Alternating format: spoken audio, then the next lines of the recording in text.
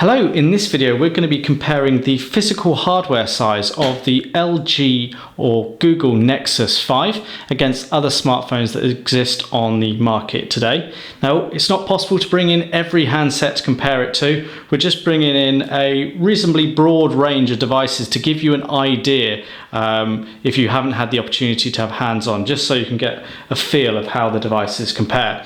So we'll start with an older device, but a popular device is the BlackBerry Bold 9700. So we can see that the Nexus 5 is considerably bigger, both in terms of length and width, but we can certainly see on the side profile how it's a lot thinner. So you can just see that there. You know, completely different types of devices, but it gives you an idea if you're holding that in hand. It's almost you know, a third bigger again and a third taller as well. So that's the 9700. A very popular device is the Samsung Galaxy S2. So it's not too much difference between these two devices. The width is almost the same. The Nexus 5 is just a bit bigger. It is also a bit bigger in terms of the actual length as well. If we look at thickness, there's not a lot between it. Probably the Nexus 5 is a little bit thinner. We've got curvature on the Nexus 5 that makes it feel a little bit smaller than the Galaxy S2 probably does when actually in the hand.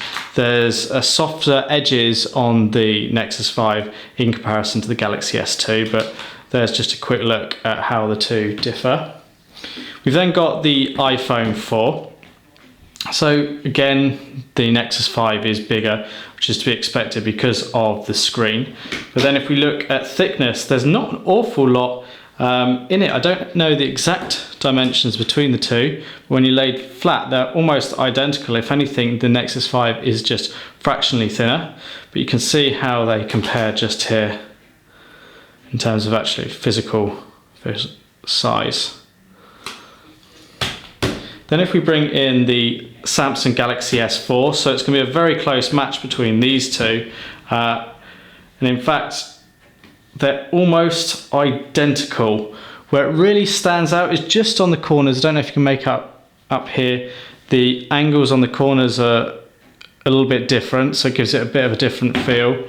But there's fractions of difference between the two devices in terms of the actual width. So it would feel very natural to hold the Nexus 5 in the hand if you've been using the Galaxy S4. Height is almost identical as well, but you've just got a bit of a different feeling between the two. The S4 definitely feels more plasticky. Their weight, hardly any difference there.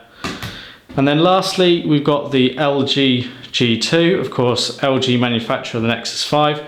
Very close between these two devices again, but then that's kind of to be expected. It's a bigger screen on the G2, but from the actual overall profile here, you can only see the G2 is just fractionally wider. In fact, you're probably not even picking that up particularly well on camera. Just very fractionally is the G2 wider. They look quite similar when switched off, but you can see the differences start to emerge when you take a look at the back cover, etc. Lay them flat on the tabletop.